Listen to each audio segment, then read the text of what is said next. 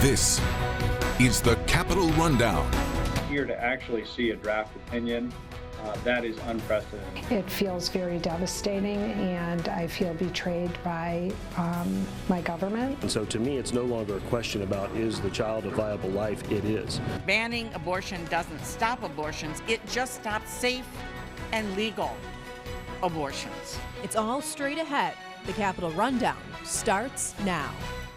Thanks for joining us. I'm Lauren Thompson. A leaked document suggesting the Supreme Court's conservative majority may be planning to overturn Roe v. Wade continues to spark outcry.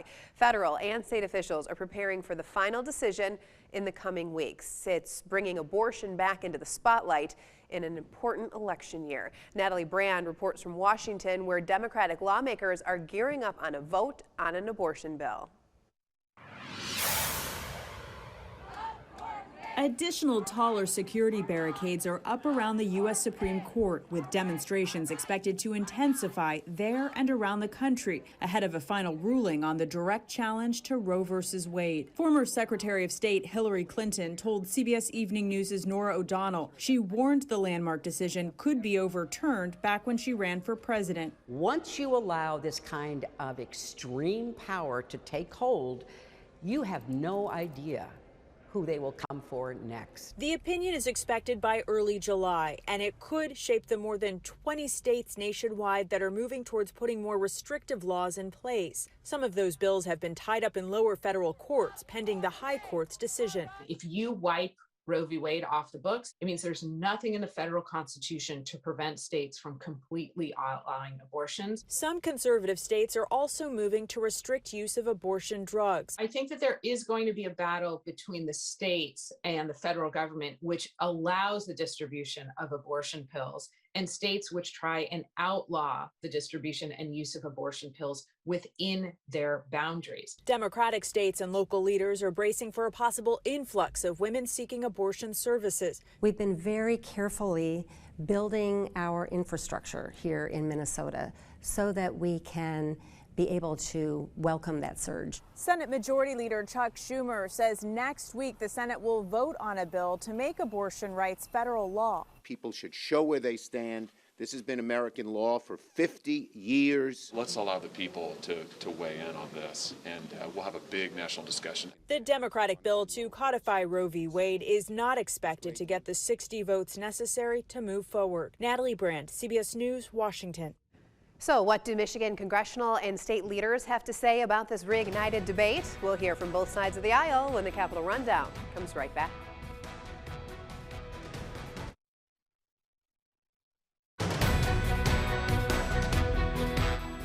Michigan U.S. Senator Debbie Stabenow is condemning the suspected decision of the U.S. Supreme Court to strike down Roe v. Wade. Stabenow says this would be an intrusion on a woman's right to privacy. Take a listen. Women have a right to make our own health care decisions. And banning abortion doesn't stop abortions, it just stops safe and legal abortions. It all comes down to who makes the decision on your health care, who makes the decision for your life, for your future as a woman in America. People in this building right here, Republicans in the United States Senate who want to make the decision for you, a right-wing Supreme Court who wants to make the decision for you, or do you get to make it? We stand with the women of America.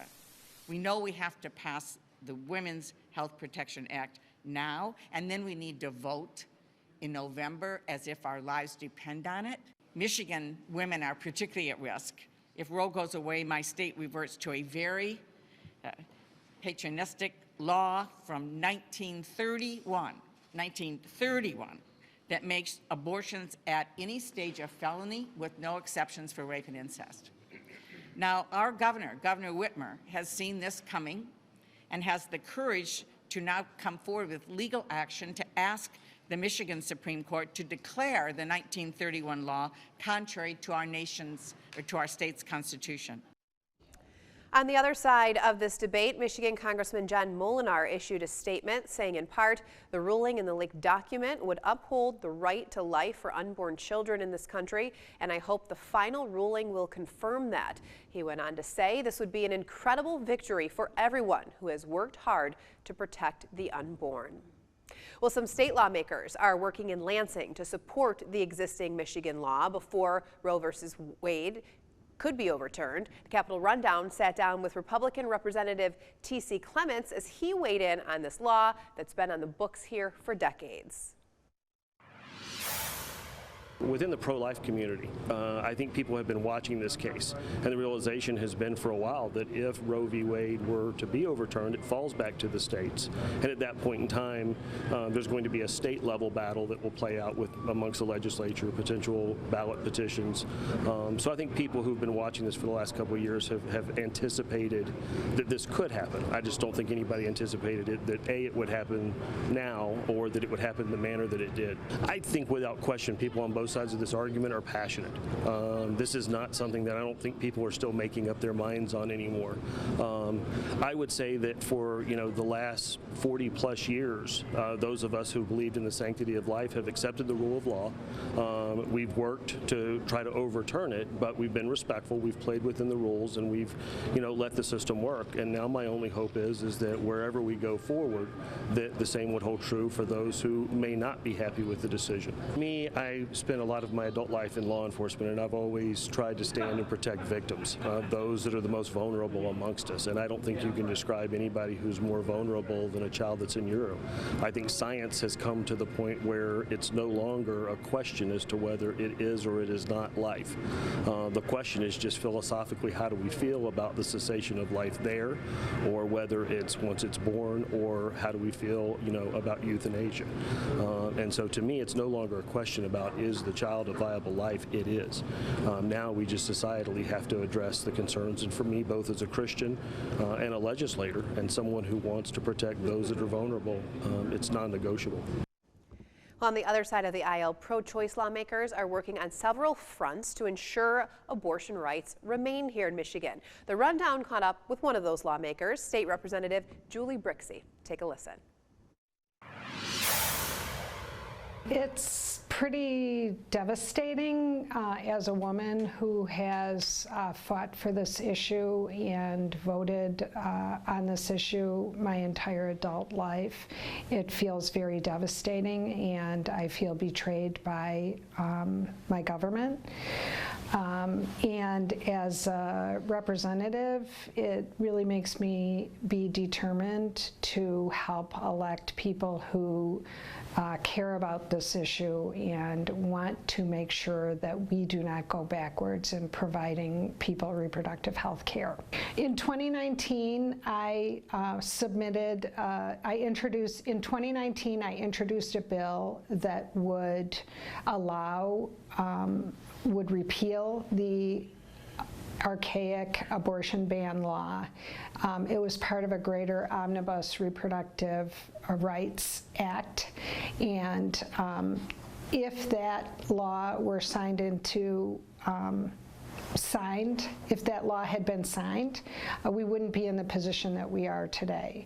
So when I say I'm going to go out there and fight for people's rights to reproductive health care, I don't think the governor belongs in anybody's bedroom, and I don't think the government belongs in anybody's doctor's office. Abortion is a decision that an individual should make in consulting with their family and with their doctor. This is going to be a very big driver of turnout for sure in the Democratic Party. And people who are independents, people who don't feel particularly political in any way, shape, or form. I believe that this is a serious mistake on the parts of the Republicans, because this issue is so important and so personal and impacts so many people that people who normally don't get involved in politics are going to be coming out. Well, still to come, there's certainly been a lot of attention on the contents of the leaked Supreme Court document. But what about the leak itself? How did it happen? And what does it mean for the court going forward? A legal expert weighs in next.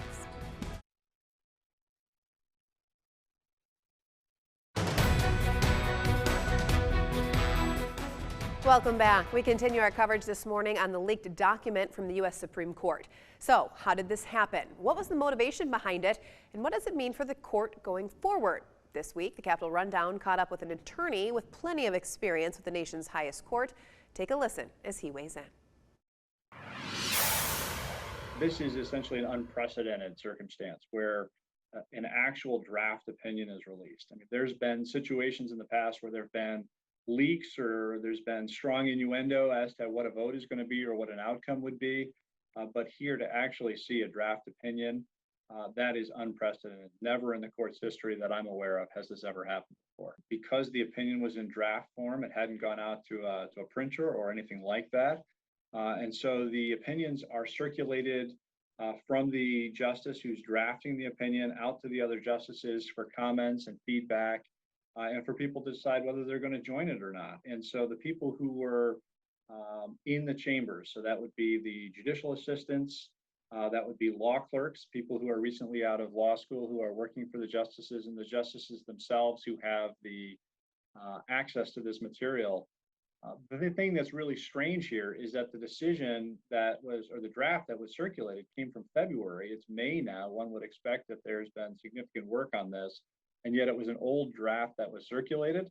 I don't know whether that means anything yet, but it is. But certainly all of the attention is on who in chambers might have done this. It could be that they're trying to influence a justice who might be on the fence as to whether to join or not join this opinion, to try to convince them not to do so. It might be to spur on the Congress to enact legislation before this comes out. It might be to spur on people in the various states, including Michigan, to either pass legislation or to get additional rulings from state courts. Well, certainly, I think it's a very negative. It will have a very negative effect on the court's reputation. This is something that the court is very proud of, is its tradition of secrecy, and frankly, the court is very proud of the fact that this sort of thing has not happened in the past. Leaks are treated very harshly within the court in terms of it's just not allowed. This is a sort of unforgivable sin, as SCOTUS blog recently said, because of what it does with regard to the collegiality on the court. For the justices to be able to make decisions together, they have to be able to have frank, open, and honest conversation with each other. And certainly, they know that there will be consequences when they issue controversial decisions. But the process of putting the decisions together and justices determining for themselves what the law says, that's something that I think the framers and certainly the folks on the Supreme Court want to occur without the pressure of public opinion. Still to come this morning, we continue our series introducing you to the candidates running for the Republican nomination for governor. You'll hear from Ryan Kelly next.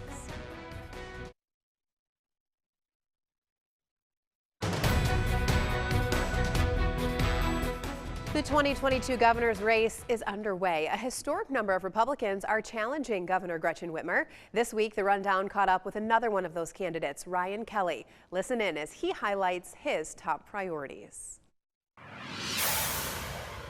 One of the biggest things that we need to look at in our state is the federal dollars that continue to pour into our budget. Over half of the money that we have in our state is federal dollars, and that continues to plague our departments and control the agenda of the state of Michigan. One of my top priorities will be removing and eliminating a lot of those federal dollars that come in, for example, to the Department of Education, which is funded 94% by the federal government. We need to make sure that our education system is aligned with the academics that help our students excel. And not a lot of this indoctrination that we continue to see in our K through 12 schools. Economic issues are extremely important, election integrity, as well as making sure that we don't go back to anything that is related to the COVID-19 pandemic. No lockdowns, no mandates. I know there's still some schools around the state that have masks on kids. That needs to end, and we need to move forward as a state to bring back prosperity and freedom to Michigan. Individual risk assessment is extremely important and needs to be respected in our state. Interesting enough, Whitmer came out with a statement the other day talking about protecting the rights of individuals to vote, which I agree is extremely important. And what about protecting the other constitutionally guaranteed rights that she took away from everybody throughout 2020? As governor, I would have looked at things through a different lens. Individual risk assessment provided the real-time science and data so that people can make the best decisions for themselves.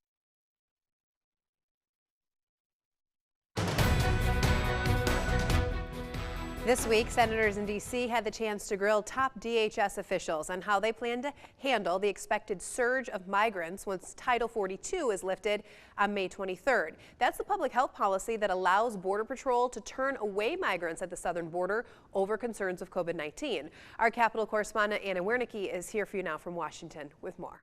DHS Secretary Alejandro Mayorkas told lawmakers that when Title 42 ends on May 23rd, Border Patrol will be ready. We are already surging personnel, resources, transportation resources to the border. But senators, including Arizona Democrat Kyrsten Sinema, say they're not convinced the administration's six-pillar plan is enough. As of this moment, I do not feel confident that the system is ready for this mass migration. The Department of Homeland Security predicts up to 18,000 migrants will try to cross the southern border each day if Title 42 is revoked. The Border Patrol tells us that they believe that they will lose, as they say, operational control. Ohio Republican Senator Rob Portman says Title 42 wasn't expected to be permanent, but lifting it too soon is dangerous. It's not meant to be an immigration law, but it's all we have right now to keep the system from being totally overwhelmed. New Hampshire Democrat Maggie Hassan says plans aren't always enough. It isn't clear